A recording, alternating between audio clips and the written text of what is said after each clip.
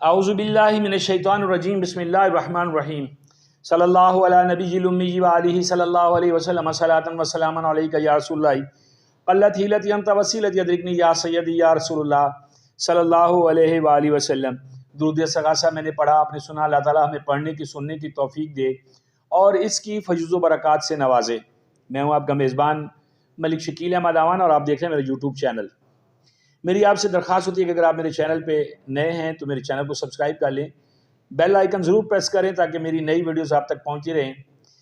اللہ تعالیٰ آپ کو اس کا اجر دے گا اور اللہ تعالیٰ ہم سب پہ اپنا رحم فرمائے، کیونکہ اس وقت ہم عجیب ایک حالت سے گزر رہے ہیں۔ وہ کہتے ہیں نا کہ بجلیاں کبھی گریں کبھی سیاد آ گیا، بجلیاں کبھی گریں کبھی سیاد آ گیا، ہم نے تو 4 دن نہ دیکھے بہار کے۔ حقیقت میں ہمارے ملک میں ایسا ہی ہوتا چلا آ رہا ہے۔ خان لیاقت علی خان کو لیاقت باغ شہید کر دیا گیا، بے نظیر بھٹو کو شہید کر دیا گیا، ذوالفقار علی بھٹو کو پھانسی پہ لٹکا دیا گیا۔ اکثر و بیشتر کوئی بھی وزیر اعظم جو ہے وہ اپنا ٹینور پورا نہیں کر سکا۔ لیکن ایک بات یہ ہے کہ جب بھی کوئی وزیر اعظم آتا ہے، جب بھی کوئی پولیٹیکل پارٹی برسر اقتدار آتی ہے، خیر اکیلی تو کوئی آ نہیں رہی ہے، بس وہ چونچو کا ایک مربع ہوتا ہے اور ہر وقت وزیر اعظم جو اپنی کرسی کو غیر محفوظ سمجھتا ہے کہ کسی وقت بھی نیچے سے اگر کوئی 2-4 ممبر نکل گئے تو میں گیا، دھڑام سے گر جاؤں گا۔ اور یہی وجہ ہے، مین وجہ جو ہے کرپشن کی بھی یہی وجہ ہے کہ جب آپ سہاروں پہ کھڑے ہوتے ہیں تو پھر آپ کو باہو کارکروں کو ان لوگوں کو راضی کرنا ہوتا ہے جنہوں نے آپ کو سہارا دے رکھا ہوتا ہے، آپ کو اقتدار کی گود میں بٹھا کے رکھا ہوتا ہے۔ اس میں چھوٹی چھوٹی پارٹیز کا بڑا جو ہے نا وہ ایک ہوتا ہے، کردار ہوتا ہے۔ کاف لیگ ہے، جے یو آئی ہے، اس طرح مطلب چھوٹی چھوٹی ایم کیو ایم ہے۔ ایم کیو ایم تو جس بھی پارٹی کے ساتھ ملتی ہے تو پھر وہ یہی کہتے ہیں کہ جی بھائی اسی ہوں گئے جی۔ اب ان کو روکنے کے لیے پھر ظاہر ہے کچھ نہ کچھ کرنا پڑتا ہے۔ انڈر گراؤنڈ میں بہت سارے معاملات ہوتے ہیں، وہ طے پا جاتے ہیں، منمانیاں ہوتی ہیں۔ لیکن جو بھی حکومت آئی اس نے ہمیشہ یہی رونا رویا کہ میرے پاس جب حکومت آئی خزانہ خالی تھا اور قرضوں کے بوجھ تلے ملک دبا ہوا تھا۔ میں نے کوشش کی، میں نے ایسا کیا۔ جب وہ سال 2-3 سال نکالتی ہیں حکومتیں، پھر فارغ ہو جاتی ہیں، تو پھر وہ جو شور مچاتے ہیں ہم تو اتنا پیسہ چھوڑ کے گئے تھے، اب یہ جو آئے ہیں انہوں نے ات مچا دی ہے۔ مسئلہ یہ ہے کہ ہم ہر وقت ہر لمحے وقت کے ساتھ ساتھ قرضوں تلے دبتے چلے جا رہے ہیں۔ ہمارے پاس بہت ساری چیزیں ہم نے گروی رکھ دی ہوئی ہیں، بیچ دی ہوئی ہیں، ہم کھا گئے ہیں، ہم خلاص ہو گئے، لیکن بنا ہمارے پاس ہمارے ملک میں کچھ نہیں ہے۔ ہم وہیں پہ کھڑے میں جہاں پہ شروع ہوئے تھے۔ بڑے آرام سے مثال دیتے ہیں کہ افغانستان کل کی بات ہے، آج کہاں جا رہا ہے۔ بنگلہ دیش ہمارے بعد آزاد ہو، ہم سے وہ آزادی لے کے بنا کہاں جا رہا ہے۔ بہت ساری مثالیں دیتے ہیں، لیکن ان مثالوں کو مد نظر رکھ کے کوئی بھی حکمران ایسا نہیں آیا جس نے یہ کیا ہو کہ کسی سمت میں ملک کو چلا دیا ہو۔ بہت ساری باتیں کرنے والی ہیں، بڑا دل زخمی ہے، اور جیسے میں نے شعر سنایا آپ کو، یہ وہی ہے کہ ہمارے لیے جو ہے نا یہی چیز ہے کہ بجلی کبھی گریں اور کبھی سیاد آ گیا، ہم نے تو 4 دن بھی نہیں دیکھے باہر کے۔ میں نے جب سے ہوش سنبھالا ہے آج تک میں نے استحکام نہ معاشرے میں استحکام دیکھا ہے، نہ معاشی استحکام دیکھا ہے۔ ہم لوگ پریشان ہیں، عوام پریشان ہوتی ہے، ہر وقت پریشان ہوتی ہے، عوام کے لیے کچھ نہیں ہو رہا۔ اب بات یہ ہے کہ جو بھی میں ساتھ ساتھ کچھ ویڈیوز بھی چلاؤں گا، آپ دیکھیے گا۔ میں مثال کے طور پہ چلا رہا ہوں کہ وہ کیسے کیسے دھڑام ہوتے ہیں ہمارے معاملات، اور کیسے بوجھ اٹھانے کے لیے ایک دم آتے ہیں ہمارے جو حکمران ہیں، بوجھ اٹھا کے چلتے ہیں اور پھر ایک دم وہ دھڑام سے گر جاتے ہیں، کبھی گرا دیے جاتے ہیں، کبھی خود گر جاتے ہیں۔ معاملہ یہ ہے کہ اس سارے قصے کہانی میں ابھی جو 8ویں ترمیم کا جو ابھی جو 26ویں ترمیم کا پڑا ہوا شور ہو رہا ہے، یا جو معاملات چل رہے ہیں، جی آئینی ترمیم ہو رہی ہے، آئینی ترمیم کا بھی ہمارے نچلے لیول پہ عوام کو کوئی فائدہ نہیں ہے۔ اس لیے عوام میں تو بہت زیادہ لوگ ہیں، جو 60% ایسے لوگ ہیں جو 2 وقت کی روٹی جو ہے بڑی مشکل سے کما کے کھاتے ہیں، چاہے وہ مل مزدور ہوں، چاہے وہ مکان بنانے والے جو ہے وہ گارا اٹھانے والے، ٹرالیاں ان لوڈ کرنے والے مزدور ہوں، یا وہ لوگ ہوں جو مارکیٹوں میں پھر رہے ہوتے ہیں لوگوں کا وزن اٹھا کے لاری اڈے تک پہنچانے والے، یا ریلوے کا کلی ہو، جو بھی ہو، یہ وہ 60% وہ لوگ ہیں جن کو ان چیزوں سے کوئی غرض نہیں ہے کہ ترمیم 18ویں ہو، 88ویں ہو، 1000ویں ہو، ان کی صحت پہ کوئی اثر نہیں پڑتا، اس لیے کہ یہ جتنی بھی ترامیم ہوتی ہیں یہ سارے جو لوگ ہیں جو اوپر بیٹھے ہوئے ہمارے ایوانوں میں لوگ ہیں، یہ اپنے لیے اپنی سہولتوں کے لیے کرتے ہیں۔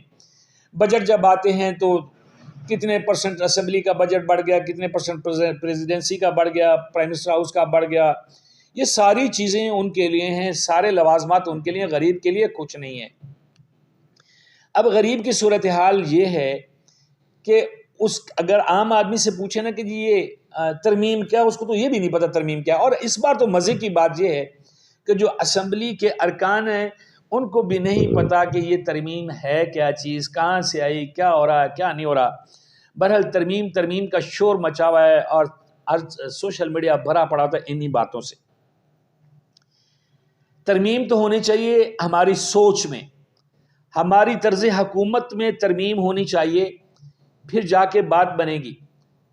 دعوے دار تو سارے ہیں، کوئی کہتا ہے مجھے کیوں نکالا، کوئی کہتا ہے مجھے کیوں ڈالا، کوئی کہیں پہ ہے، کوئی کہیں پہ ہے، کوئی جیل میں پڑا ہوا ہے، کوئی بیمار ہونے کے انتظار کر رہا ہے، کوئی کچھ کر رہا ہے، کوئی کچھ کر رہا ہے۔ لیکن جو ہمارے معزز ارکان اسمبلی اور جو ہمارے سینٹ کے ارکان ہیں ان کو مبینہ طور پہ اغوا بھی کیا جا رہا ہے، اور کچھ لوگوں کی یہ رائے ہے کہ وہ اغوا نہیں ہوئے بلکہ وہ کچھ لے دے کے اپنے سکون کے ساتھ بیٹھے ہوئے ہیں اور موقع پہ نکل آئیں گے۔ آج کل میں یہ سارا کچھ ہو رہا ہے، ہونا ہے، گزشتہ راج بھی بڑی جو ہے وہ پیش رفت ہوتی رہی ہے، لیکن ہوا کچھ بھی نہیں ہے۔ بات یہ ہے کہ اگر تو پاکستان کو استحکام دینا ہے، پاکستان کو آپ نے ایک دنیا کے نقشے میں ایک فائٹر ملک بنانا ہے، تو پھر اپنی جو ہے نا اپنے آپ سے بڑھ کے، پتہ کیوں میں ابھی ایک بات کرنے لگا ہوں، ہم بچپن سے سنتے آئے ہیں کہ پاکستان کا مطلب کیا، لا الہ الا اللہ۔ جب پاکستان کا مطلب ہم نے یہ اخذ کر لیا ہے کہ ہمارے پاکستان کا مطلب ہے کہ اللہ ایک ہے اور اسی کے نام پہ یہ بنا ہے، تو اسلام تو کرپشن سے روکتا ہے، اسلام تو جبر و استعداد سے روکتا ہے، اسلام تو درس دیتا ہے کہ جی آپ میانہ روی سے چلیں اور اپنے اخراجات کو کنٹرول کریں، لوگوں پہ خرچ کریں، آپ کے پاس پیسہ ہے تو نظر آئے لوگوں پہ آپ خرچ کریں، اللہ کی راہ میں خرچ کریں۔ لوگوں پہ خرچ کرنا، اللہ کی راہ میں خرچ کرنا ہے، اللہ کے بندے ہیں جن پہ آپ نے خرچ کرنا ہے۔ لیکن جہاں پہ سارا کچھ لپیٹ لپوٹ کے اپنی جیبوں میں ڈال کے آپ نے جب لے جانا ہے تو پھر اس ملک نے ترقی نہیں کرنی ہے۔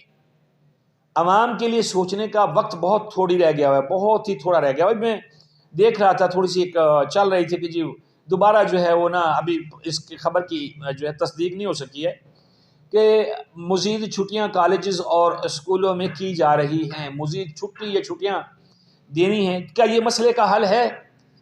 ہم اپنے معاشرے کو کس طرف دھکیل رہے ہیں؟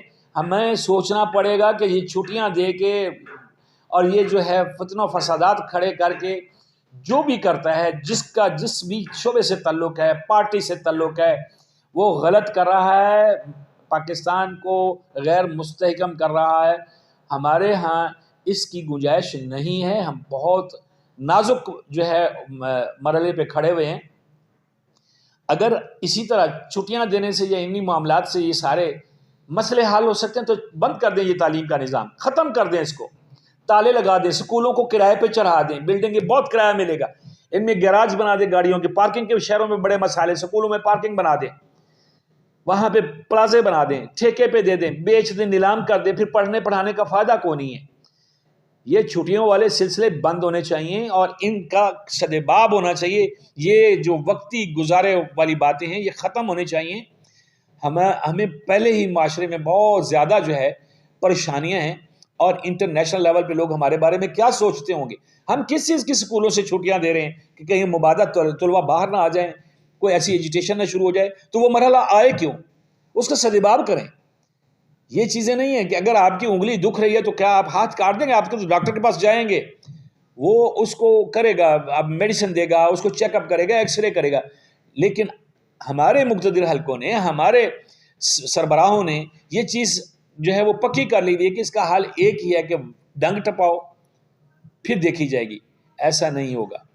یہ ویڈیو میں جو میں چھوٹے چھوٹے کلپس لگا رہا ہوں، یہ اس لیے لگا رہا ہوں کہ ہمارے جو آتے ہیں، حکومتیں آتی ہیں، وہ کس طرح کہتے ہیں کہ ہم پہ اتنا بوجھ ہے، اور پھر وہ اس بوجھ کو آگے تک پہنچا بھی نہیں پاتے ہیں، رستے میں رہ جاتے ہیں۔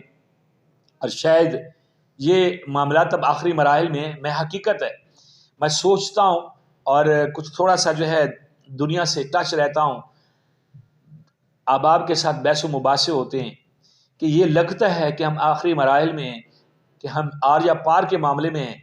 جو صورتحال چل رہی ہے یہ کسی نہ کسی جو ہے بڑے خطرے کی اور بڑی ناکامی کی خدا نہ خاصہ جو ہے وہ پیش خیمہ نہ بن جائے، اور کوئی ایسا معاملہ نہ ہو جائے، اور اس کے بعد آر یا پار میں پھر یہی معاملہ ہوگا، یا ہم رہ جائیں گے اور یا پھر ہمیشہ کے لیے یہ لوگ رہ جائیں گے جو ہمارے ملک کو لوٹ رہے ہیں، ہمارے عوام کے لیے کچھ نہیں کر رہے ہیں، عوام کو انہوں نے ذبوحالی پہ چھوڑا ہوا ہے۔ کوشش کریں، اپنے ارد گرد نظر رکھیں کہ ہم میں کوئی ایسا بندہ تو نہیں ہے جو غلط لوگوں کے ساتھ غلط افواہیں پھیلا رہا ہے۔ اسی طرح ہمارا ملک، جب ہم سب آنکھیں کھول کے رکھیں گے، کان کھول کے رکھیں گے، ہمارا ملک ترقی کرے گا، اور ہماری آواز کو دبانے کی بجائے ہماری آواز کو سننے کی کوشش کریں۔ اسے سننے سے ہو سکتا ہے کوئی فائدہ ہو جائے۔ بہت شکریہ، اپنا خیال رکھیے گا، اپنے وطن کا بھی خیال رکھیے گا، اپنے ایمان کا، اہل و عیال کا، اور اس چینل کے بھی بہت شکریہ۔